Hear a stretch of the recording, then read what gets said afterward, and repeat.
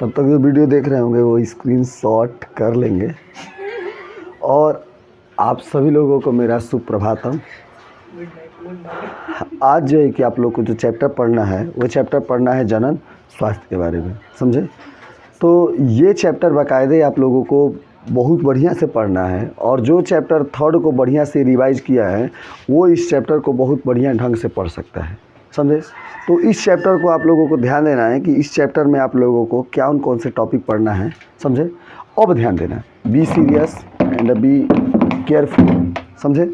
अब ध्यान देना आप लोगों को कि जनन स्वास्थ्य होता क्या है, समझे। जनन स्वास्थ्य की अगर हम बात करें आप लोगों को, तो WHO ये मानता है कि जो भी हमारा जनन स्वास्थ्य है वो एक व्यक्ति को हम तभी मान सकते हैं जब वह जनन रूप से, सामाजिक रूप से भी स्वस्थ हो, समझे, व्यवहारात्मक रूप से भी स्वस्थ हो, समझे, और शारीरिक रूप से भी स्वस्थ हो। यानी शारीरिक भी स्वस्थ हो, सामाजिक भी स्वस्थ हो, और व्यवहारिक रूप से भी वो क्या हो, स्वस्थ हो। तभी उसको हम मानेंगे कि वो जनन रूप से, मतलब कि वो क्या है, स्वस्थ है, समझे। देखो, अगर वह शारीरिक रूप से सही है केवल उसको नहीं कहेंगे। मान लो कितने लोग होते हैं जो उनका शरीर तो बहुत बढ़िया होता है ना, लेकिन उनका सामाजिक बिहेवियर कैसा होता है, सबसे लड़ाई झगड़ा करना, चुगलीखोरी करना, इधर का बात उधर करना, कोई खिसिया रहा है, खिसिया गया अपने में झोटा झोटी कर लेना। ये तो क्या ऐसे लोगों को, वो हेल्दी हैं लेकिन ऐसे नेचर के लोग जो बिना मतलब के झगड़ा कर रहे हैं, तो क्या उन्हें तुम स्वस्थ कहोगे? हाँ, स्वस्थ का मतलब केवल शरीर होता है? नहीं होता है। और व्यवहार रूप से मान जाओ कोई है और उसका व्यवहार जो है कि बढ़िया नहीं है, समझे, उसका व्यवहार एकदम खराब है, समझे, तो क्या उसको स्वस्थ कहोगे? नहीं ना। तो WHO स्वस्थता की परिभाषा क्या कहता है? एक व्यक्ति को हम तभी स्वस्थ मानेंगे जब वह शारीरिक रूप से, व्यवहार रूप से, और फिर एक क्या बताते हैं हम आप लोगों को, शारीरिक रूप से, व्यवहारात्मक रूप से और मानसिक रूप से वो क्या हो, स्वस्थ हो, समझे। अब एक पागल होते हैं, समझे, वो बिल्कुल जो है कि क्या होते हैं, शरीर उनका एकदम हट्टा कट्ठा रहेगा, समझे। क्या करेंगे, देखिए अनसन गाली बकते हुए घूमते रहेंगे। क्या उनको जो है कि स्वस्थ कहोगे? नहीं कहोगे, समझे। अब आदमी कई बार होता है कि स्वस्थ तो रहता है लेकिन मानसिक प्रेशर इतना रहता है कि वो जो है कि डिप्रेशन के जो लोग शिकार हो जाते हैं, तो वो भी एक रोग है ना। तो शारीरिक रूप से, अगर जनन रूप से आदमी भी तभी स्वस्थ रहेगा जब वह शारीरिक रूप से स्वस्थ हो, मानसिक रूप से स्वस्थ हो, व्यवहारात्मक रूप से स्वस्थ हो, समझे। आज जो है कि अगर हम बात करें आप लोगों को कि जो लोग जैसे कि यौन अपराध होते हैं बहुत ज़्यादा समाज में, आप लोग देखते हैं यौन अपराध बहुत ज़्यादा होते हैं, समझे। यौन अपराध का मतलब जो है कि आप लोग देखते हैं कि कुछ लोग हैं जो मतलब बलात्कार जैसी घिनौना कृत्य को अंजाम देते हैं। उनका मेंटल स्थिति यौन रूप से विकृत हैं, तभी तो ऐसा अंजाम देते हैं। क्या एक स्वस्थ समाज की ऐसी संरचना होनी चाहिए? नहीं होना चाहिए। इसीलिए जो है कि बहुत ज़रूरी है कि हम अपने बच्चों को ऐसे रूप से संस्कारित करें कि वो मानसिक और व्यवहारात्मक रूप से स्वस्थ हों, समझे। अब कितना लोग होते हैं, लड़कियाँ जाएंगी, कितना कुत्ते होते हैं लड़के, लगे बोली बोलने कुछ हो उल्टा सीधा। आप लोग ऐसे कुत्तों को कभी देख लिए होंगे, समझे, कुछ ना कुछ बोली टोन बोल देंगे। तो क्या वो मानसिक रूप से स्वस्थ हैं? नहीं है, विकृति है। वो भी क्या है, मानसिक रूप से विकृति है, उनके भी इलाज की ज़रूरत है कि नहीं। अब चाहे उसके लिए इलाज, मतलब केवल हर बार का टैबलेट इलाज नहीं होता है, कबो कबो का इलाज जो है कि छोटो काम करता है समझे। खाली टैबलेट से इलाज नहीं होता है। इलाज जो है कि अगर मान जाओ मानसिक रूप से आप लोगों को देना है तो हम लोग आपको अच्छे विचार दें, अच्छे विचार से आप लोग पोषित हो, वो ऑटोमेटिक आप लोगों को एक अच्छा मानसिक सोच देगा, समझे। एक मानसिक संतुलन आपका, एक मानसिक सोच देगा, समझे। और मान जब व्यवहार खराब है तो लाठी उठा के 2-4 लाठी कूट लो, समझे। कहने का मतलब व्यवहार भी सुधर जाएगा, समझे। कहें कि बहुत सारे ऐसे भूत होते हैं कि कहा जाता है, कहावत है कि लातों के भूत बातों से नहीं मानते हैं। तो खैर ये हमारा उतना टॉपिक नहीं था। हम लोगों को यहाँ पर जनन स्वास्थ्य के बारे में पढ़ना है। तो एक आदमी को हम जनन स्वास्थ्य WHO के अनुसार तभी कहेंगे जब वह शारीरिक, मानसिक और व्यवहारात्मक रूप से जो है कि सही बिहेव कर रहा है, उसी को हम लोग क्या कहेंगे कि वह जो है कि क्या है, एक स्वस्थ व्यक्ति है। समझे। अब जो है कि अगर हम बात करें आप लोगों को, तो आप लोगों को ये पढ़ना है कि हमारा जो जनन स्वास्थ्य है ये ज़रूरी क्यों है। समझे। जनन स्वास्थ्य से रिलेटेड अगर हम बात करें आप लोगों को, तो ये बहुत ज़रूरी है, विशेषकर भारत में। आज हमारे भारत में जो है कि आप ग्रामीण इलाकों में, जैसे हम दिल्ली में थे तो जो लड़के, छोटे छोटे लड़के लड़कियां होते थे 8-10 साल के, उनको स्कूलों में ये जानकारी दी जाती थी what is good touch and what is bad touch. समझे। गुड टच, बैड टच के बारे में जानकारी, जो छोटे बच्चे हैं, समझे, तो उनके उतना जो है कि जागरूक करना भी मतलब कर्तव्य है। कोई अनजान व्यक्ति है वैसे मतलब उनको जानकारी दी जाती थी, सेक्सुअल एजुकेशन दिया जाता था। एक तरफ से बात तो बच्चे हैं तो बच्चों के अनुसार दिया जाता था गुड टच, बैड टच के बारे में। फिर मान लो आप जो बड़े हुए तो आप लोगों को जो है कि आप लोग के शरीर के बारे में आप लोगों के सिलेबस में एंट्री किया गया, पीरियड्स वगैरह के बारे में, रिप्रोडक्शन वगैरह के बारे में, ताकि आप लोगों को जानकारी हो, आप लोग जागरूक हों। समझे। लेकिन ये पॉसिबल है बड़े बड़े स्कूलों में जो एजुकेशन दिए जाते हैं, लेकिन आज भी हमारे ग्रामीण इलाकों में इसको एक टैबू मान लिया गया है। और हम लोग ये सोचते हैं कि अगर हम इनको जानकारी देंगे तो वो गलत होगा, उसको छुपा दें। किसी भी चीज़ को जितना तुम छुपाओगे, एक बात ध्यान देना, किसी भी चीज़ को जितना तुम छुपाओगे उतना ही उसमें आकर्षण पैदा होगा। समझे।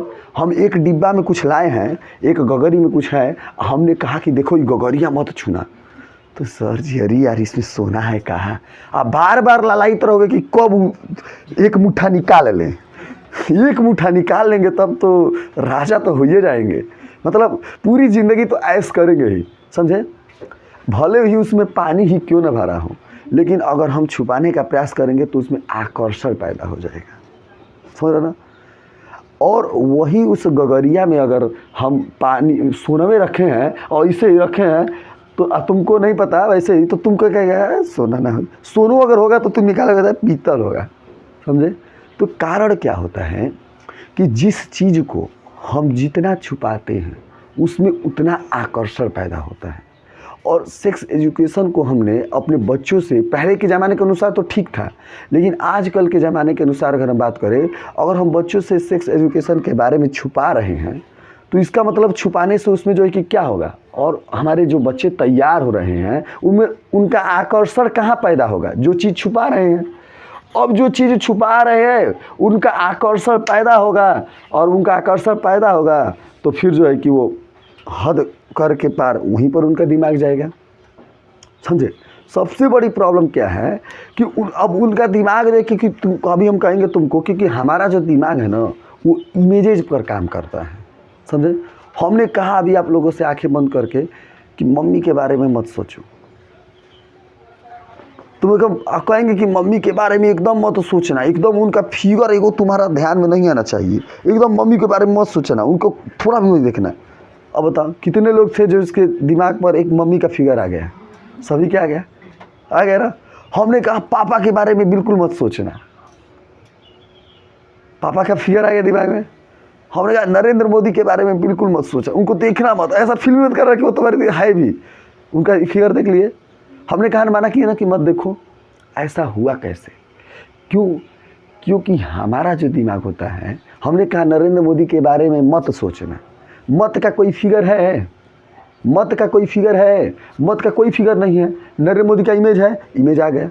तो हम जिस चीज़ को मना करते हैं अपने आप से वो नहीं होता है, बल्कि उल्टे उसके जो है कि हम लोग गुलाम हो जाते हैं। गीता में भी लिखा गया, एक बार हम पढ़ रहे थे तो कह रहे थे कि ना ही किसी की उपेक्षा करो, ना ही उससे जो है कि वो हो, उसको सहज स्वीकार कर लो। समझे। अगर जो चीज़ें हैं उसे उसी रूप में सहज स्वीकार कर लेते हो तो तुम जो है कि आगे बढ़ जाते हो, नहीं तो जिसको तुम दुश्मन बनाओगे वो 24 घंटा दिमाग में घूमेगा। रावण क्यों स्वर्ग में बनाया? क्योंकि वो सीधे भगवान को दुश्मन बना लिया था। अब जाने अनजाने में उसके दिमाग में हर पल कौन घूम रहा था? राम राम राम। कहाँ है रावणवासी? उसके इतना 2-4 वनवासी आ गए। अब बार बार वनवासी कहता है शत्रु को श्री मत लगाओ। बार मतलब इतना व्यंग्यात्मक जो एक्टिंग किया है रावण का, हमको बड़ा हंसी, मतलब बहुत अनमोल, बहुत अच्छा एक्टिंग, समझे। तो मेरे कहने का तात्पर्य क्या है कि आप लोगों को कि जो है कि अगर एक बात किया जाए तो आप लोगों को एजुकेशन बहुत ज़रूरी है, और इसीलिए इसे आप लोगों के चैप्टर में शामिल किया गया है ताकि आप लोग नवयुवा हैं, आप लोगों को अपने लाइफ में कैसे जागरूक होना है, क्या मतलब किस तरह से आने वाली पीढ़ी जो है कि हमारी होंगी, इसीलिए इस चैप्टर को ऐड किया गया है सिलेबस में, समझे। हमारे देश की जो सबसे बड़ी जो है कि हमारे देश की जो इस समय कारण है गरीबी का, या हमारा जो देश पीछे है उसका सबसे बड़ा कारण है बढ़ती हुई जनसंख्या, समझे। हमारे बढ़ती हुई जनसंख्या क्यों नहीं होगा? हम लोग जो है कि अगर आशीर्वाद पूरा नहीं से लो ना तो हमारे गोड़ाते हैं जी, अरे बच्चा खुश रह जा, जुड़ा जा, एगो से 21 गो खा जा। हम कह रहे बाहर है, क्या बात है। मतलब पहले के लोगों का सोच था वैसा, क्योंकि पहले 20 गो लोग आदमी पैदा करता था तो 17 गो तो मर जाते थे, 3 गो बचते थे, समझे। मेडिकल की इतना सुविधा नहीं थी, समझे। तो पहले गोल आदमी का ये होता था कि ज़्यादा से ज़्यादा बच्चा पैदा करे कि हमारा पीढ़ी बचे, क्योंकि आदमी रोग से मर जाते थे। लेकिन क्या आज का हमारा जो इतना मेडिकल का सुविधा हो गया है तो और इतना ज़मीन कम हो गया है, क्या आज ज़रूरी नहीं है कि हम अपनी जनसंख्या को, बढ़ती हुई जनसंख्या को रोकें? अगर बढ़ती हुई जनसंख्या को नहीं रोकेंगे तो क्या हम कीड़े मकोड़े की तरह नहीं हमारा लाइफ हो जाएगा? है तो सब इसीलिए सरकार ने एक नारा निकाला था, हम दो हमारे दो, समझे। अब पहले क्या था, हम दो और हमारे होने दो। बाहर गजब करा रहा था, समझे। बाकी तुम गिनते रहो। लेकिन आज अगर देखा जाए तो अगर ईमानदारी से बताना, अगर किसी का 2 लड़का रहेगा उसको तुम ध्यान से पढ़ा लिखा के कुछ बना सोचोगे। अब 20 गो लड़का रहेगा तो क्या करोगे? अच्छा 6 गो लड़का रहेगा तो क्या उसको बढ़िया से उसकी नीड्स पूरा कर पाओगे? नहीं पूरा कर पाओगे, ध्यान नहीं जाएगा, समझे। कुत्ता 6 गो बच्चा पैदा कर देता है, 4 गो बच्चे। कुत्ता नहीं। अरे कुत्ता कहे चाहे कुतिया कहे, कुत्ता ही तो पैदा करता है, दोनों का योग होता है ना, है तो उसमें कोई दिक्कत नहीं है, बायोलॉजी वाले स्टूडेंट हो, समझे। तो कुतिया एक बार में 6 गो बच्चा पैदा करती है। अरे 4 गो का 3 गो होगा, 12 गो होता है, समझे। कहने का तात्पर्य ये है, लेकिन शेर एक ही बच्चा पैदा करता है। क्यों? क्योंकि शेर को अपने बच्चे को परवरिश करना है और कुतिया को अपने बच्चे को पालना है, समझे। तो पालने में और परवरिश करने में फ़र्क है, समझे। तो ध्यान देना कि जो भी जिसकी संख्या मतलब कि कम है, जिसके परिवार छोटा परिवार सुखी परिवार कहा गया, समझे, तो वो परिवार सुखी परिवार है। इसीलिए एक नारा सरकार निकाला है, स्मॉल फैमिली हैप्पी फैमिली, ताकि लोगों में जागरूकता बढ़े। और आज आप लोग देख रहे हैं, आज से आप लोग के 50 बरिस जो दादा थे उनके दर्जन आधा दर्जन तो कम से कम थे लड़के, आज के आपके जो परदादा थे। लेकिन आपके जो दादा हुए उनके दर्जन से आधा दर्जन पर आए। आप लोगों के पिताजी हुए तो जो है कि 2 गो पर आ गए, 3 गो पर आ गए, 3 गो पर आए हैं, मुश्किल से 3 गो 4 गो 2 गो। अब न्यू जनरेशन है, वो अब आ गई है हम दो हमारे दो। तो इस पूरी भारत में जो शिक्षित लोग हैं वो इस बात को समझते हैं और वो जो है कि हम दो हमारे दो का रूल को फॉलो करते हैं।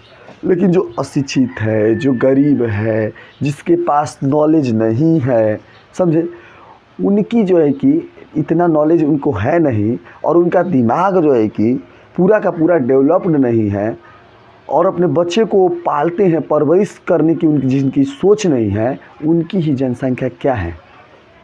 अधिक है। हम नहीं रोकते हैं कि तुम बच्चा पैदा 6 गो मत करो, हम कह रहे हैं कि 50 गो कर दो, कोई दिक्कत नहीं। लेकिन अगर तुम्हारे पास इतनी क्षमता है कि 50 को हम एक बढ़िया परवरिश दे सकते हैं, तो ये पॉसिबल ही नहीं है कि जिसके तू 4-5 गो लड़के हैं और सबको जो है कि बढ़िया स्कूल में पढ़ा दे। इस महंगाई के ज़माने में पॉसिबल है? तो इसीलिए सरकार ने जनसंख्या को रोकने के लिए एक कानून, एक जो है कि स्लोगन चलाया, हम दो हमारे दो, समझे? और बेस्ट नीति रही, समझे? अब चाइना वाला कह दिया हम दो हमारे एक, उसको दिमाग में ये बुद्धि नहीं था कि अगर हम दो हमारे एक करेंगे तो 2 गो जवान से अगर एगो 2 गो जवान से अगर एगो नया पैदा हो रहा है तो ये जवान का तो 20 साल में बूढ़ हो जाएगा, समझे? एगो ही जब पैदा होगा तो आने वाले 40 साल में देश बूढ़ों का देश हो जाएगा ना, क्योंकि 2 युवा मिलकर के एगो पैदा कर रहे हैं, समझे? अब चाइना देखा कि अरे यार हमारे यहाँ तो हम दो हमारे एक का नीति लागू किए थे, तो गड़बड़ ये हो गया कि बूढ़वा का संख्या ज़्यादा हो गया, बूढ़े ज़्यादा हो गए और नया बहुत कम हो गए। अब 2 गो नया मिल करके एगो अगर कि लड़का पैदा कर रहे हैं तो 40 साल में 2 गो तो क्या हो जाएंगे, पुरान हो जाएंगे। जो दोनों से कौ गो नया हुआ है, एगो, तो बूढ़ों की संख्या क्या हो जाएगी, युवाओं की संख्या क्या हो जाएगी। अब जिस देश में बूढ़ों की संख्या कम हो जाएगी तो बूढ़े तो कमाते नहीं हैं, उस देश की अर्थव्यवस्था सब डाउन हो जाएगा कि नहीं हो जाएगा, समझे? तो सबसे बेस्ट हमारी जो इंडिया की सरकार थी वो बेस्ट इसने बहुत बढ़िया लागू किया कानून लागू नहीं किया, अभी कानून तो लागू होने वाला है, क्योंकि आदमी माने नहीं रहा है, बाजे नहीं आ रहा है। तो भारत का आदमी ना डंडा का पुजारी है, इस शुरू से जो है कि अंग्रेज़ों का मार खाया है, उधर जो है कि मुग़लों का जो है कि मार खाया है। इसको बातों से नहीं समझ आती है भारत की जनता को, जब ले कानून का डंडा नहीं आएगा तो ले इनका डंका नहीं बजेगा, समझे? तो अभी कानून नहीं बना है, अभी तो सरकार बस जागरूकता की है बातों से, हम दो हमारे दो, भाजपा लोग सुधर जाए, स्मॉल फैमिली हैप्पी फैमिली। लेकिन अब बाज नहीं आएंगे तो फिर भैया हो सकता है मोदी योगी डंका कानून का लगाएंगे कि भैया अगर 2 गो से तुम बच्चा पैदा किए तो उसको जो है कि तीसरके को जो है कि नागरिकता नहीं मिलेगी, ये नहीं मिलेगी, वो नहीं मिलेगी, सरकारी कोई सुविधा नहीं मिलेगी। तो क्या आप लोग देश के योगदान के लिए और देश हमारा तरक्की करे, गरीबी के ढकेला न जाए, बेरोजगारी न हो, तो क्या आप लोग भी सहमत है ना कि हम दो हमारे दो कानून लागू होना चाहिए कि नहीं होना चाहिए? क्या तुम भी उसी कैटेगरी में क्या हो? क्या बोलने का ना मतलब कि आप लोग भी उसी कैटेगरी में हम दो हमारे ये कैटेगरी वही अलग रहा है, बोलो सही है ना? कानून हम दो हमारे दो बहुत सही है, समझे? तो परिवार नियोजन क्या होता है, फैमिली प्लानिंग क्या होती है?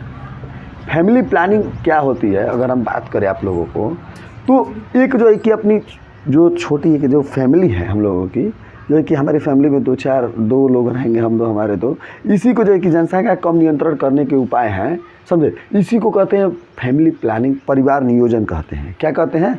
परिवार नियोजन कहते हैं। अब सोचो आज़ादी के समय हमारे देश की आबादी 33 करोड़ थी, 35 करोड़।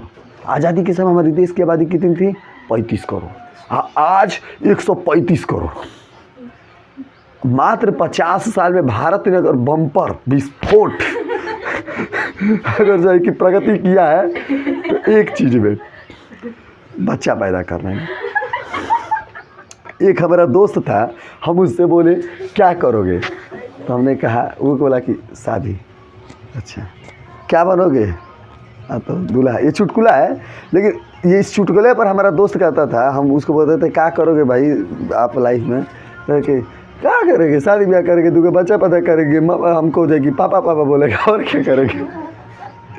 तो ये तो सब करेगा, समझे?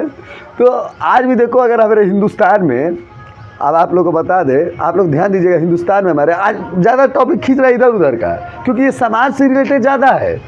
आप लोग पढ़ाई से कम और समाज से रिलेटेड ज़्यादा है, समझे? क्या होता है आप लोग नोटिस करिएगा कि आज हमारे माँ बाप जो है ना, आप लोगों को एक दिन बताए थे, आज भी बता दे रहे हैं, हमारे हिंदुस्तान के जो ज़्यादातर ग्रामीण या ज़्यादातर जो माँ बाप हैं, हम कहते नहीं, हम जानते हैं कि शादी भी है कि क्या है, माँ बाप का कर्तव्य ये है कि मतलब बच्चे की शादीशुदा हो जाए, वो कर्तव्य है। लेकिन माँ बाप का जो है कि फाइनली जिस दिन माँ बाप का एक फाइनली उद्देश्य हो जाएगा हमारा, हमारे हिंदुस्तान के माँ बाप का कि हम अपने बच्चे को शिक्षित बनाएंगे, हम अपने बच्चे को काबिल बनाएंगे, चाहे बच्चे हों, चाहे लड़के हों, चाहे लड़की हों, उनको एक अच्छा शिक्षा देंगे, उनको परवरिश देंगे और उनको जो है कि एक लेवल में ले जाएंगे, उनको काबिल बनाएंगे। जिस दिन ये हमारे हिंदुस्तान के माँ बाप की सोच हो जाएगी ना, उस दिन भारत को विश्व शक्तिमान बनने से कोई रोक नहीं सकता। लेकिन हमारे हिंदुस्तान के माँ बाप का क्या सोच है, बियाह अभी लड़की 12 साल की नहीं है, बियाह कैसे हुई, अब 14 साल की नहीं होगी, 16 साल की जाएगा अगुआ देखने। ये नहीं देखेगा कोई बढ़िया कॉलेज कि हम किस कॉलेज में इस लड़किया को पढ़ाएं, किस कॉलेज में इस लड़का को डालेंगे तो अच्छा रहेगा, अगुआ खोजेगा 14-16 साल पर। सही बोल रहे हैं कि नहीं, गलत बोल रहे हैं? अब जिस एकदम कहता है कि जिस दिन जो है कि कहेगा ना, जिस दिन यह करेगा कहला उत्तीर्ण हो गई, नहीं बोझा है वो कपार पर से उतर गई।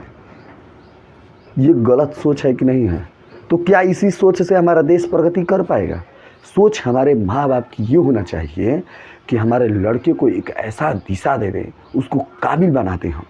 जैसे दंगल पिक्चर में आप लोग देखे होंगे, उसका गीता फोगाट और बबीता फोगाट का पिता उससे जो है कि कितना स्ट्रगल करवा के जो है कि उससे एक काबिल बनाता है। तो जिस दिन हिंदुस्तान के माँ बाप ये सोच लेंगे कि शादी अंतिम गोल नहीं, पहले अगर प्रायोरिटी अगर हो जाएगा हिंदुस्तान के माँ बाप का कि हम अपने लड़के और लड़कियों को जो है कि एक बढ़िया जो है कि क्या करेंगे, शिक्षा देंगे, उनको जो है कि काबिल बनाएंगे, और जब तक काबिल नहीं बनाएंगे तब तक शादी नहीं करेंगे, तब जो है कि हो सकता है हमारा देश बदल जाए। लेकिन हमारे देश में माँ बाप नहीं जागरूक हैं, समझे? दहेज के लिए लड़की के लिए पैसा 4 लाख 5 लाख बटोर लेगा, लेकिन उस लड़की को पढ़ाने के लिए जो है कि 1 लाख रुपया नहीं बटोर पाएगा। तो क्या ऐसे देश हमारा विकास करेगा? आइए बताओ, जिस देश में आधी जनसंख्या अनपढ़ हो या आधी जनसंख्या पढ़े लिखे ही नहीं, क्या वो देश प्रगति कर पाएगा? एक चिड़िया है, उसका जो है कि हम एगो पंखवा काट दें, जैसे वो काट दिया रावण, एगो ही ना पंखवा काटा था, किसका? गरुड़ का, तो क्या उड़ पाएगा? तो जिस देश में हम लोग केवल लड़कियों को, केवल लड़कों को जो है कि पढ़ाएंगे और लड़कियों को जो है कि वो शिक्षा नहीं दे पाएंगे, उसको काबिल नहीं बना पाएंगे, तो क्या हमारा देश वैसी उड़ान भरेगा एक पंख से? तो ज़रूरी क्या है कि दोनों पंख से उड़ान भरे, दोनों को शिक्षित करे। देखो इजराइल जैसे देश में सब, हमारी संस्कृति क्या कहती है यार, कभी सोचो आप लोग। जिस देश में विद्या की देवी जो है कि सरस्वती है, जिस देश में विद्या की देवी एक महिला है, उसी देश में अगर कोई कहे कि महिला को पढ़ने का अधिकार नहीं है, तो ये शर्मनाक है सनातन संस्कृति पर। तो हमारी सनातन संस्कृति तो कभी ये कहती ही नहीं है कि महिला को जो है कि पढ़ाओ मत। हमारी सनातन संस्कृति तो ये कहती है कि महिला को दुर्गा का रूप बनाओ, महिला को पार्वती का रूप बनाओ, महिला को जो है कि काली का रूप बनाओ, दुष्टों का संहार करने के लिए बनाओ। और उस देश में महिलाएं सुरक्षित नहीं है और बलात्कार जैसी अंजाम हो रही हैं, तो इसके लिए जिम्मेदार कौन है? खुद महिलाएं हैं। अरे आप लोग ब्रेव बनो, आप लोग बहादुर बनो, आप लोग दुर्गा का रूप बनो, आप लोग झांसी की रानी बनो, शौर्य और शक्ति और श्रद्धा का रूप बनो, आप लोग खुद शक्तिमान बनो। क्यों अपनी सुरक्षा के लिए दूसरों पर डिपेंड हो? ये बताओ। तो कोई ये कहे माता पिता कि ना लड़की कितना और लड़की के ना पढ़ाओ जाला, ढेर पढ़ लिख लिए सन तो बियहो ना करिए सन, केहू से बड़ा समझदार हुई सन तो अपने छाटे लगी हसन। कहते हैं कि नहीं कहते हैं ना, ढेर पढ़ा दे बनो तो करिए सना भी है जे कि मन से करे। तो क्या तुम गजेड़ी भंगेड़ी से कर दोगे, किसी से कर लेंगी वो? ये बताओ। जब एजुकेटेड आदमी है तो आदमी उसको इस काबिल बना दो कि वो अपने लाइफ का चुनाव खुद कर सके कि हमारे लिए क्या सही है क्या गलत है कि नहीं? उस आदमी को इतना काबिल बना दो, अपने लड़के को, है कि नहीं? अब मान जाओ कि उसे ना ढेर पढ़ ली ना, दिमाग हो जी ना, तो अब अच्छा बहरी पढ़ने का ना, तो बहरी अगर पढ़ने से अगर भेजना है तो आधा तो ये सोचेगा आदमी, अच्छा पढ़ दी कि क्या कर दिया। तो आधा दिमाग जो है कि उनका ये नहीं है कि हम जो है कि उसको जो है कि और जो है कि प्रोत्साहन दे पढ़ाने के लिए, बढ़ाने के लिए, तो ऐरा गहरा दिमाग में है। लड़कों को भी बता रहे हैं, है कि नहीं? ज़्यादा चिंता पढ़ाई और काबिल बनाने की नहीं है, ज़्यादा चिंता शादी की है। और जिस दिन अगर काबिल आदमी बन जाएगा तो क्या उसकी शादी कभी रुकती है? ना, कभी नहीं रुकती है काबिल। अभी लड़की बोली सर जी जानते हैं कोई लड़की है, हम मेलानिन प्रोटीन के बारे में पढ़ा रहे थे, आप लोग बताए थे, वो बोली जो है कि हम कहे कि कभी भी जो है कि रंग गोरापन ये सब कोई मैटर नहीं करता है। और लड़कियों की भी गलती है, हम बता रहे हैं इनका दिमाग जो है कि आधी कुछ लड़कियां जिनको पढ़ने का मौका मिलता है तो वो पढ़ती नहीं है, पूरा ध्यान फेयर एंड लवली पर है। सही बता रहे हैं बाबू लोग, मेकअप पर जितना सुंदर बन जाए, अरे ये सुंदरता ढह जाएगा एक दिन, समझे। अब जाओ बाराती वाराती कभी देखना, लड़कियों को देखना, एक दो एकदम करियर रहेंगे ना, सही बता रहे हैं, इतना मेकअप कर लेगी ना, लड़का जो होगा जो सुंदरता पर जो कीड़ा मकोड़ा होगा, कीड़ा मकोड़ा वाला जो नेचर वाला लड़का जो अट्रैक्शन वाला, वो तुरंत जो है कि गया यहाँ पे, गया बाबू अब तो, समझे, खंडा में सीधे रोते रहा बैठ के। हम देखे ऐसे ऐसे लोगों को, तो इनका भी ध्यान मेकअप पर ज़्यादा है, समझे। ये क्रेज नहीं है कि जो है कि हम लोग और मौका मिला है लड़कियों को जो है कि हम कुछ करें, समझे। लड़कों का अगर स्वास्थ्य बनाना होता है ना, अपने शरीर पर ध्यान देना होता है ना, तो लड़के देखो जिम करते हैं, खाते हैं, पीते हैं, बढ़िया बढ़िया न्यूट्रिएंट्स खाते हैं। और लड़कियों को अपने शरीर पर ध्यान देना होता है ना, तो वो जो है कि बढ़िया चीज़ नहीं खाएगी, समझे। सुन बता रहे हैं, ध्यान देना, वो बढ़िया चीज़ नहीं खाएगी, वो कभी जिम करेगी, एक्सरसाइज करने की नहीं सोचेगी। वो अपने शरीर पर ध्यान कैसे देती है? बोरो प्लस लगा के, फेयर लवली लगा के, काजल लगा के, मंटिका लगा के शरीर पर ऐसे ध्यान देंगी। मतलब जितना पूरा दुनिया का मेकअप है उतना कर ले, वैसे मतलब जितना आधा ध्यान वैसे। तो शरीर को अंदर से मजबूत बनाओ, बाहर की सुंदरता तो एक दिन ढह जाएगी। मेंटल रूप से अपने आप को शक्तिमान बनाओ, है कि नहीं। तो आप लोगों का भी कर्तव्य बनता है कि आप लोग जो है कि कुछ जो हमारी कहानियाँ हैं, जो दुर्गा रूप है, जो काली रूप है, जो विद्या की देवी सरस्वती हैं, तो उनके जैसा बनो। तो क्या अगर आप लोगों से कोई कहेगा कि हमारी सनातन संस्कृति में महिलाओं को पढ़ने का देगा, उसको एक तमाचा खींच के मारना। अच्छा तो क्या बोलना है कि जिस देश में जो है कि विद्या की देवी सरस्वती खुद महिला है, उस देश में अगर महिलाओं को पढ़ने का अधिकार, मतलब आज तो अधिकार मिल गया है खैर, लेकिन आज भी कितने माँ बाप है ना, सोच क्या है, लड़कियों को पढ़ाने की सोच नहीं है। और जिससे उस लड़कियों को पढ़ाने की सोच नहीं है, तब तो सरस्वती जी का पूजा फोटो फेंको उनका और कहो। हम नहीं कह रहे कि सरस्वती जी का फोटो फेंको, इसका मतलब हम कह रहे हैं कि उनको जो है कि उन्हीं को कहो कि फिर ऐसा क्यों है। तब हमारी सनातन संस्कृति कभी भी लड़के लड़कियों में भेदभाव करना नहीं सिखाती है। हमारी सनातन संस्कृति ये कहती है कि लड़कों की एक अलग क्वालिटी है, लड़कियों की एक अलग क्वालिटी है, दोनों अपने आप में जो है कि क्या है, एक शक्ति है, समझे। इसीलिए हमारे की मात्र एक सनातन संस्कृति आप लोग को पूरी दुनिया में देखेगी जहाँ पर महिलाओं का पूजा किया जाता है। कोई एक और ऐसा धर्म बता दो, कोई एक और ऐसी संस्कृति बता दो जहाँ पर जो है कि महिलाओं को पूजित किया जाता है। हमारा ही देश है जिसमें महिलाओं के नाम पर जो है कि नवरात्र पूजा, नवरात्र जो है कि नौ दुर्गा का रूप जो है कि पूजा की। क्यों नवरात्र केवल भूखने के लिए तुम लोग करते हो? नवरात्र अगर व्रत करते हो तो इसलिए करो कि उन देवियों से तुम कुछ सीखो और एक शक्ति का रूप आप लोग धारण करो एजुकेशन से, और फिर जो है कि आप लोगों को अपने व्यवहार से, अपने विचार से, अपने संस्कार से देवी रूप बनो। इसीलिए हम लोग त्यौहार मनाते हैं कि उन देवी देवताओं की कहानियों से कुछ वैसे हम लोग सीखें, समझ रहे ना। चलो आ जाओ परिवार नियोजन पर। तो परिवार नियोजन की फैमिली प्लानिंग बहुत ज़रूरी है, क्योंकि हमारे देश में जो है कि जनसंख्या बहुत तेज़ी से बढ़ रही है। अब बताओ 35 करोड़, इतना तो सूदो ब्याज जमा कर देंगे तो नहीं बढ़ेगा। 33 करोड़ का 135 करोड़, अगर 50 साल में हो जाए तो हमारा भारत कहाँ रहेगा हो। और तुम लोग देख लो सुखडेरा की आबादी, सुखडेरा भाव को मिल गया, खेत कम हो रहा है, बहुत कम हो रहा है।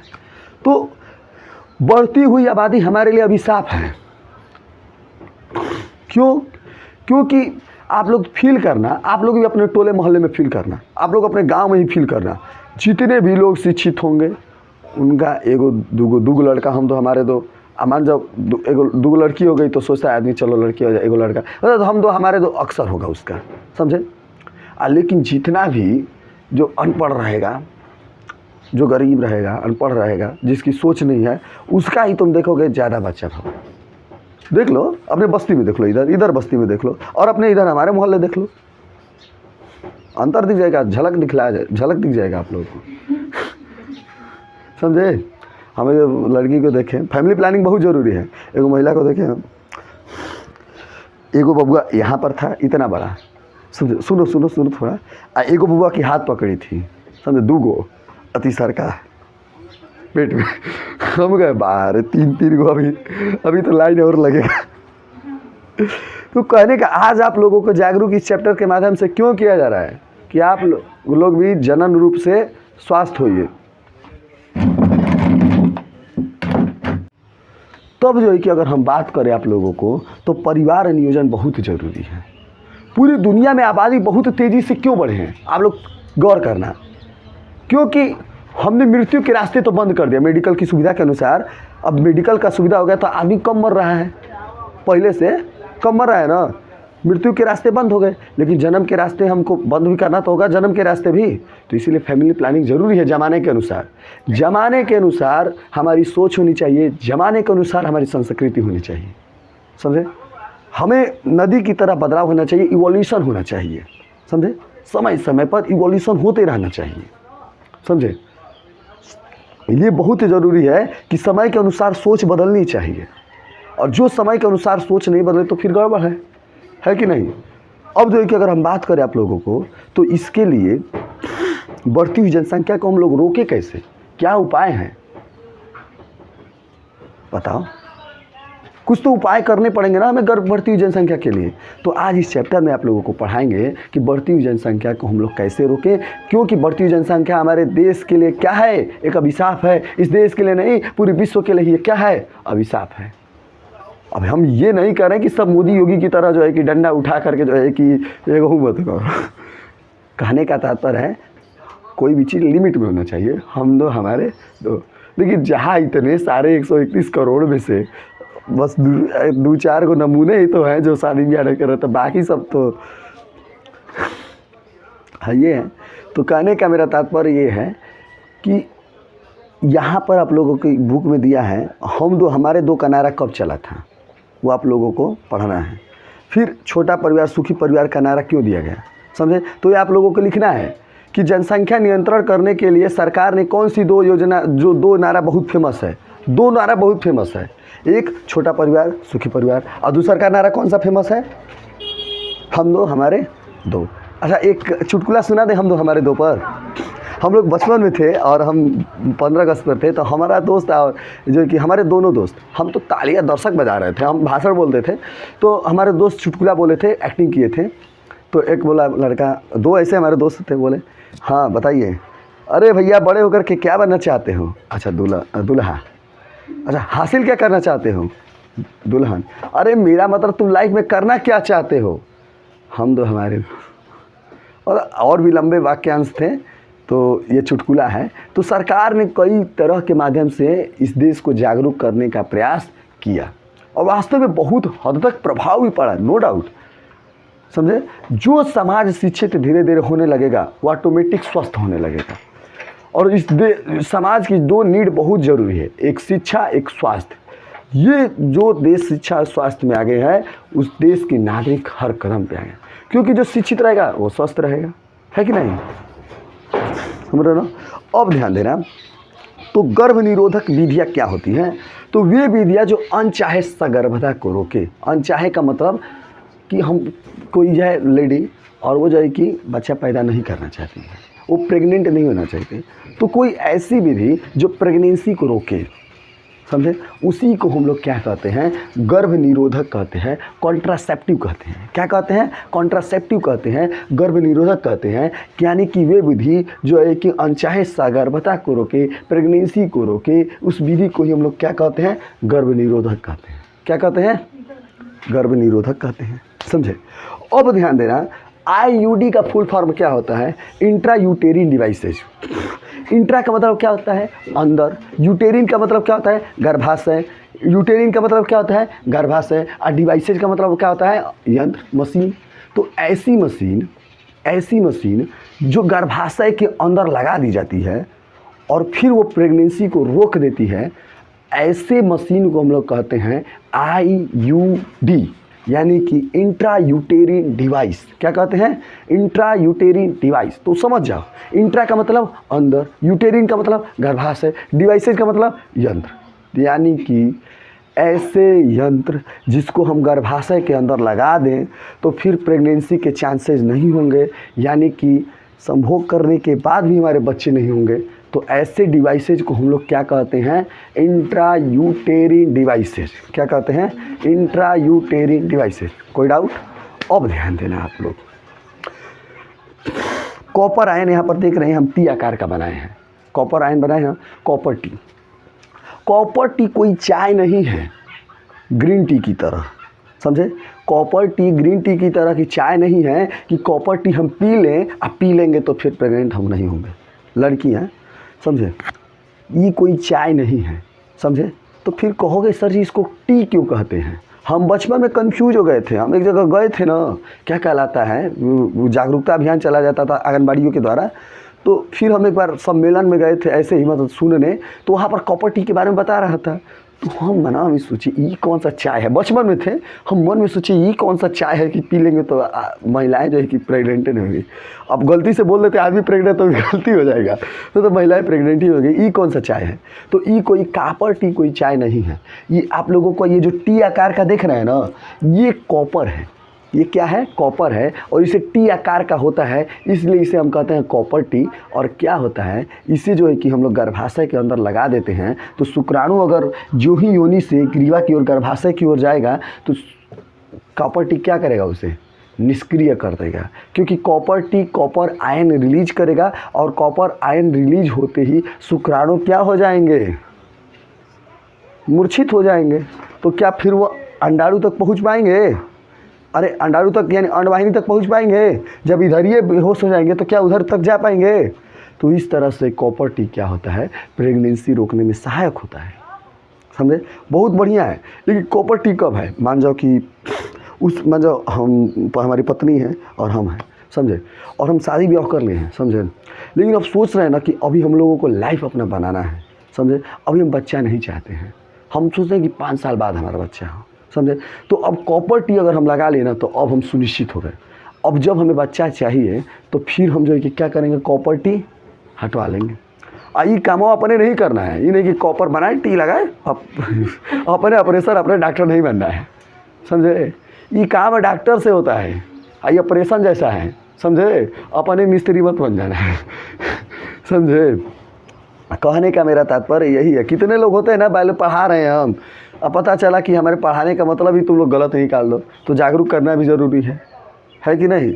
नहीं जागरूक करेंगे, कुछ बाद में गड़बड़ सड़बड़ हो गया, हमको ज़िंदगी भर गरिया हो गए। सर जी आप तो बोले थे, मान जो कोई प्रॉब्लम हो गया, कोई बाजे हो गया, ऐसा कुछ बातें हो गया, कोई अब हमारे को ज़िंदगी भर गरिया आएगा, सही बताएं तो इसीलिए हम जो है कि पहले ही बता दे रहे हैं, ये किसकी सलाह पर होता है, डॉक्टर की सलाह पर नहीं, तो डॉक्टर ही करता है, समझे। कॉपर टी, तो कॉपर टी बहुत बढ़िया है। या उस कंडीशन में भी है, मान जाओ हमारा एक लड़का हो गया, समझे, हम पति पत्नी, हमारा एक लड़का हो गया, हम चाहते हैं अगर हमारा दूसरा वंश जो हो ना, पहले इसको इतना बड़ा कर लें, समझे, और फिर दूसरा का वंश हमारा 8 वर्ष बाद हो, क्योंकि अभी उतना खर्चा वर्चा है नहीं। 2 हो जाएगा तो कहाँ एडमिशन कराएगा, ढूंढना पड़ेगा, ज़्यादा लोड हो जाएगा कहीं संगे, समझे। और हम जानते हैं कि आगे जो है कि हमारी नौकरी लग जाएगी, दूसरी प्रमोशन हो जाएगा, तब तक खर्चा भी आ जाएगा, पैसा आने लगेगा, तो अब 2 हो जाएगा तो बढ़िया रहेगा। तो उस समय भी जो है कि कॉपर टी लगवा लेते हैं। तो कॉपर टी की सबसे बड़ी सुविधा इंट्रायूटेरिन डिवाइस की क्या है कि तुम एक बार लगवा लिए तो अब 5 साल 2 साल 3 साल के लिए सुनिश्चित हो जाओ, जब तक। बहुत बढ़िया है कॉपर टी, समझे। तो अब देखो एक और विधि है, लेकिन ये परमानेंट विधि है। अगर ये हम कर लिए, आज ज़िंदगी में अगर हम दोबारा सोचे कि बबुआ हमारा लड़का हो जाए, तो कभी नहीं होगा, क्योंकि ये है सर्जिकल मेथड। कौन सा मेथड है ये, सर्जिकल मेथड। कौन सा मेथड है, सर्जिकल मेथड। ये गर्भ निरोधक की सर्जिकल मेथड है। मान जाओ आप लोग देखे हैं, हम आप लोगों को बताए थे, ये हमारी शुक्रवाहिका है, क्या है, शुक्राणु यहीं से जाते हैं ना हो, यहीं से हम इसको काट के बांध दें ऑपरेशन से। रसरी थोड़ा है कि बांध दोगे, समझे। अब वो दिखता थोड़ा है तुम लोगों को, समझे।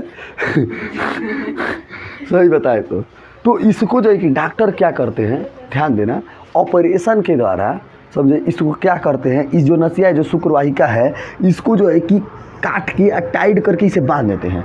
तो क्या अब शुक्राणु यहाँ से यहाँ तक आएगा है, लेकिन अगर वीर्य निकलेगा, क्योंकि सेमिनल वेसिकल तो निकलेगा ना, फ्लूइड वो निकलेगा, बस उसमें शुक्राणु नहीं रहेगा। तो हम कहेंगे कि बबुआ हम जो है कि ऐसा जो है कि ध्यान देना, तो वीर्य रहेगा, जो चिपचिपा पदार्थ है ये तो निकलेगा ना, ये अपना स्रावित करेगा ना, लेकिन उसमें शुक्राणु नहीं रहेगा। तो क्या पॉसिबल है? निषेचन पॉसिबल है? नहीं पॉसिबल है, समझे। अब बिना दूल्हा का ब्याह होगा?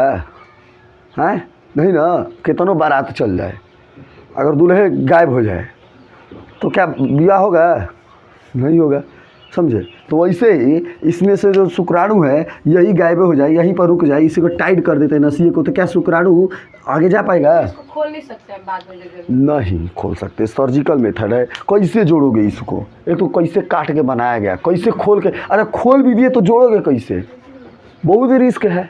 तो यानी कि अगर तुम्हारे 2-3 बच्चे हो गए और तुमको अब कंफर्म हो गया कि हमको ज़िंदगी में अब कभी भी बच्चा पैदा नहीं करना, कभी का मतलब कभी भी नहीं, परमानेंट, तब जो है कि तुम आदमी करा दे सर्जिकल मेथड। कौन सा मेथड करा लेता है सर? इसे कहते हैं पुरुष नसबंदी। क्या कहते हैं? पुरुष नसबंदी। क्या कहते हैं? पुरुष नसबंदी। रुको बता रहे हैं, पुरुषों का पहले पढ़ लो, समझे। इस पुरुष नसबंदी से कहते हैं, इसे इंग्लिश में कहते हैं वैसेक्टोमी। क्या कहते हैं? वैसेक्टोमी। क्या कहते हैं? अच्छा, महिलाओं की ये देख रहे हो अंडवाहिनी है, समझे। तो यहीं से तो जो है कि अंडाणु निकल करके यहाँ आता है। अगर हम अंडवाहिनी को जो है कि यहाँ पर काट दें और इसको बांध दें तो क्या अंडाणु यहाँ पर आ पाएगा? नहीं ना। केतनों शुक्राणु चला जाएगा। अब जो दुल्हनिए गायब है मतलब जो अंडाणुए नहीं है, तो क्या निषेचन हो पाएगा? बताओ। इससे अच्छा तो टी वाला है। तो सुनो, तो इसमें जो है कि अगर ये है कि अगर इसको काट करके अंडवाहिनी की नस को काट के बांध दिया जाता है तो अंडाणु रिलीज नहीं होगा। लेकिन ध्यान देना, पीरियड आएगा, बाकी जो काम होगा, जो हार्मोनल चीज़ हैं, ये तो केवल अंडाणु नहीं आएगा ना, यहीं पर रुक जाएगा। लेकिन बाकी जो हार्मोन रिलीज हो रहा है वो तो हार्मोन रिलीज होंगे ना, तो बाकी ये लेयर तो बनेंगे ना। तो नसबंदी, महिला नसबंदी कराने के बाद भी पीरियड्स आएंगे। क्या होंगे? पीरियड्स आएंगे, समझे। अब ये हमसे टोररपुर की लड़की पूछी थी, समझे, कि सर जी क्या मतलब नसबंदी, महिला टोररपुर स्कूल की लड़की पूछी थी, आत्मानंद इंटर कॉलेज लड़की पूछी थी कि सर अगर महिला नसबंदी हो जाए तो उसके बाद पीरियड्स आते हैं या नहीं आते हैं? महिला नसबंदी के बाद भी पीरियड्स आते हैं, समझे। अब देखो, तो ये अंडवाहिनी को अगर हम काट करके बांध देते हैं तो अंडाणु रिलीज नहीं होगा, अंडाणु शुक्राणु का मिलन नहीं होगा।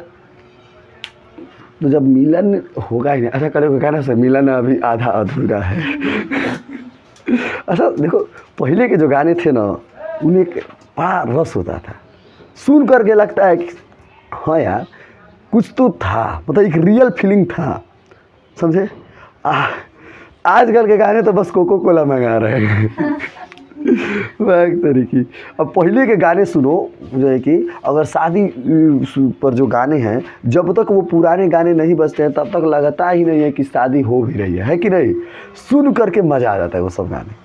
क्या यार वो लोग होंगे जो ऐसे गाने लिखे हों, बहुत अच्छे। तो ध्यान देना, अंडवाहिनी को अगर हम काट दें तो इसको क्या कहते हैं? महिला नसबंदी। क्या कहते हैं? लेकिन ये जो पुरुष नसबंदी है, ये महिला नसबंदी को इंग्लिश में कहते हैं ट्यूबेक्टोमी।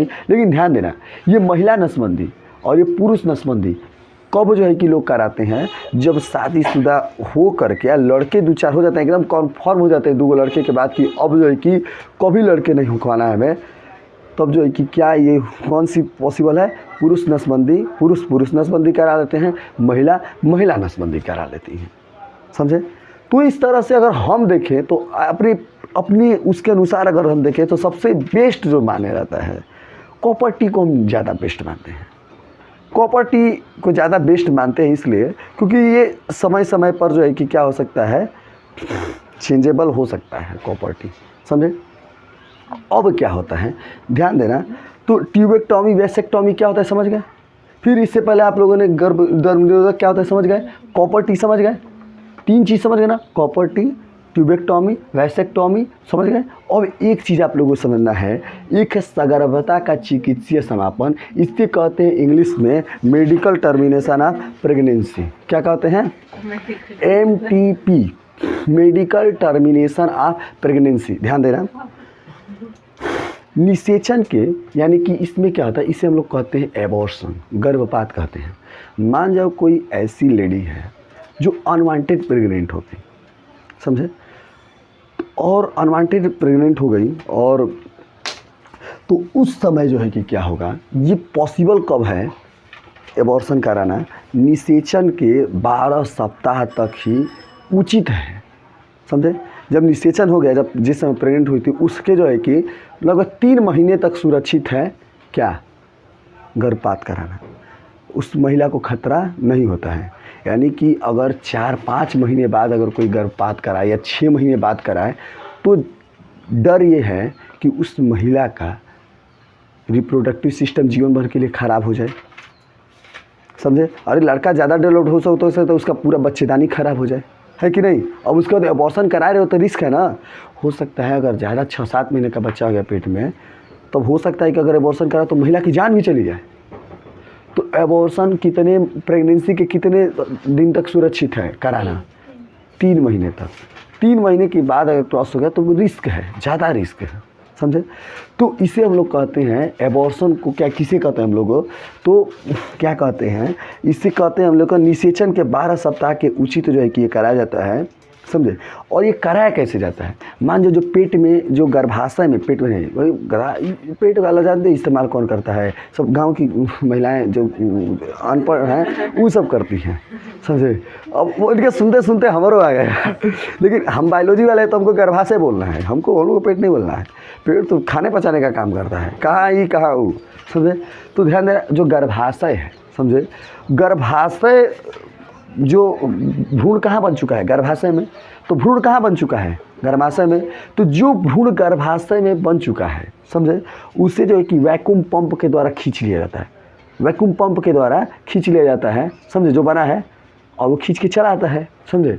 उसे ही हम लोग कहते हैं गर्भपात। यानी कि जो भ्रूण बन चुका है उसे वैक्यूम के द्वारा खींच लिया जाता है, इसे हम लोग क्या कहते हैं, गर्भपात कहते हैं। अच्छा, वैक्यूम का सबसे बढ़िया एग्जाम्पल देखोगे ना आप, 3 इडियट पिक्चर, 3 इडियट पिक्चर में जो डिलीवरी करता है वो वैक्यूम पंप से करता है, कौन, आमिर खान, समझे। तो वो जो है कि 9 महीना पर करता है क्योंकि लड़का फंस गया होता है, तो वो जो है कि वो भी क्या है, वो लड़का हो जाता है तो उसको डिलीवरी करवाता है वैक्यूम पंप के द्वारा। लेकिन वही कमावा अगर 3 महीना पर पहले करे तो बच्चा तो डेवलप नहीं हुआ है, यानी कि वो जो है कि क्या हो चुका है, आप गर्भपात कर रहे हैं। इसको कहते हैं मेडिकल टर्मिनेशन ऑफ प्रेगनेंसी। इसे सामान्य भाषा में लोग कहते हैं एबॉर्शन, हिंदी में हम लोग कहते हैं गर्भपात। तो गर्भपात किसे कहते हैं, तो जो भ्रूण बन चुका है गर्भाशय में उसे वैक्यूम पंप के द्वारा बाहर खींच लिया जाता है, उसे प्रोसेस को हम लोग क्या कहते हैं, गर्भपात कहते हैं, समझे। तो यहाँ पर गर्भपात कितने महीने तक सुरक्षित है, 3 महीने तक सुरक्षित है। अगर ज़्यादा दिन का हो जाए तो बहुत बड़ा रिस्क है, समझे। खैर, लड़कियां जो होती हैं, कई सारे पिक्चर में बताया गया है, एक मातृत्व जो भावना होती है उसकी अवहेलना न करते हुए जो है कि कई लड़कियां जो है कि ऐसा काम नहीं करती हैं। अब देखो, गर्भपात का दुरुपयोग भी होता है, हम आप लोग को बाद में बताएंगे पहले के लोग कैसे इसका दुरुपयोग करते थे। लड़की देखते थे ना कि पेट चेक करा करके कि लड़की पैदा हुई है तो गर्भपात करा लेते थे। इसे हम लोग कहते हैं कन्या भ्रूण हत्या, यानी कि कन्या को भ्रूण में ही मार देना, हत्या कर देना, इसको हम लोग क्या कहते हैं, कन्या भ्रूण हत्या कहते हैं। तो ये भी हमारे समाज के लिए अभिशाप है कि कन्या को पेट में ही मार दो, जो बिटिया पल रही है, क्या पता आने वाले ये दिनों में वो कल्पना चावला बन जाए, झांसी की रानी बन जाए, यार क्या कोई जानता है। और हमारे समाज में अगर ये भेदभाव हो, अब लड़का लड़का ऐसे दुगो रड़ुआ है मोदी योगी अगर ऐसे जो है कि, और जो है कि अगर हम बात करें आप लोगों को, अगर लड़कियों की जनसंख्या अगर कम हो जाए तो पता चले नेचुरल बैलेंस गड़बड़ा जाएगा, समझे। नेचुरल बैलेंस गड़बड़ा जाएगा ना। और हरियाणा मेरा साइड में क्या होता था, गर्भपात लड़कियों का बहुत ज़्यादा होता था। क्यों, क्योंकि लड़कियों को जो है कि एक लोग बोझ मानते थे, आज भी बहुत कुछ लोग मानते हैं। तो इसीलिए सरकार ने जो है कि 1971 में एक बार जो है कि सरकार ने लिंग जाँच पर जो है कि भ्रूण का जो लिंग जांच होता है उसको बैन कर दिया। भ्रूण का लिंग जांच क्यों बैन कर दिया, क्योंकि लोग इस गर्भपात का दुरुपयोग करने लगे थे। और दुरुपयोग क्या करते थे, देखते थे लड़की है, कहते थे ठपका दो इसे अब बताओ। तो लोग जो है कि भेदभाव लड़के और लड़कियों में बहुत ज़्यादा करते थे, इसीलिए जो है कि क्या करते थे, इसे रोका गया। और कानूनी रूप से जो भ्रूण का लिंग जांच होता है वो क्या है, अब कानूनी रूप से अवैध है। और जो भी अस्पताल वाले ऐसा करते हैं उनको, उनके खिलाफ जो है कि FIR कीजिए और उन अस्पताल वालों को थाने में बंद करवाइए, समझे। तो इस तरह से लेकिन एक स्वस्थ समाज के लिए क्या ये कलंकित अभिशाप की जड़ नहीं है कि जिस देश में जो है कि महिलाओं को ऐसे मतलब देखा जाए, कन्या भ्रूण हत्या एक अभिशाप है ना, है कि नहीं। तो इस पर जो है कि रोक लगा दिया गया। हाँ, आप जो है कि भ्रूण की जांच कब करा सकते हैं, आप जब यह देखना चाहते हैं कि हमारा जो बच्चा है वो जो है कि कहीं विकृति अंग वाला तो नहीं हो गया है, कहीं उसको भ्रूण में बहुत गंभीर बीमारी तो नहीं हो गई है, कि मान जाओ चेक कराए बहुत गंभीर बीमारी हो गई है उसको, तो वैसा बच्चा आ जाएगा भी तो क्या फिर होगा, उसका करेंगे क्या, और बहुत गंभीर बीमारी हो गई है, वो जी नहीं सकता है। तो ऐसे कंडीशन में जो है कि कुछ ऐसे कंडीशन में हम लोग भ्रूण की जांच करा सकते हैं, लेकिन भ्रूण की लिंग जांच हम कानूनी रूप से क्या है, अवैध है, समझे। तो इस तरह से आज हमने आप लोगों को क्या बताया, 5 टॉपिक बताया। इस 5 टॉपिक को फिर अगले दिन से जो है कि आप लोगों को फिर हम बढ़िया से और भी तरीका बताएंगे गर्भ निरोधक के। आज हमने देखो क्या बताया, गर्भ निरोधक होता क्या है, जो विधियाँ अनचाहे सगर्भता को रोक दे उसे गर्भ निरोधक कहते हैं। इसका पहला उपाय इंट्रायूटेरिन डिवाइस, इसमें हमने आप लोगों को कॉपर टी के बारे में बताया, फिर बताया ट्यूबेक्टॉमी महिला नसबंदी के बारे में, फिर वैसेक्टॉमी बताया पुरुष नसबंदी के बारे में, फिर आप लोगों को बताया गर्भपात के बारे में, गर्भपात कैसे होता है, वैक्यूम पंप के द्वारा खींच लेता है, फिर ये भी बताया कि गर्भपात कब सुरक्षित होता है, 3 महीने तक सुरक्षित रहता है, बाकी के महीनों में बहुत बड़ा रिस्क होता है, बहुत रिस्क ज़्यादा हो जाता है फिर 3 महीने का, समझे। तो इस तरह से आप लोगों को प्रत्येक जानकारी कंफर्म हो गई। आगे बाकी अगले क्लास में हम लोग आप लोगों को ये बताएंगे कि कैसे जो है कि कौन सी प्राकृतिक विधियाँ हैं जिसके माध्यम से गर्भ निरोधक यानी लड़की जो महिला है वो प्रेग्नेंट नहीं होती है, कौन सी ऐसी प्राकृतिक विधियाँ हैं, ऐसे बारे में बताएंगे आप लोगों को कल। तब तक के लिए आप सभी लोगों को जय हिंद, जय भारत।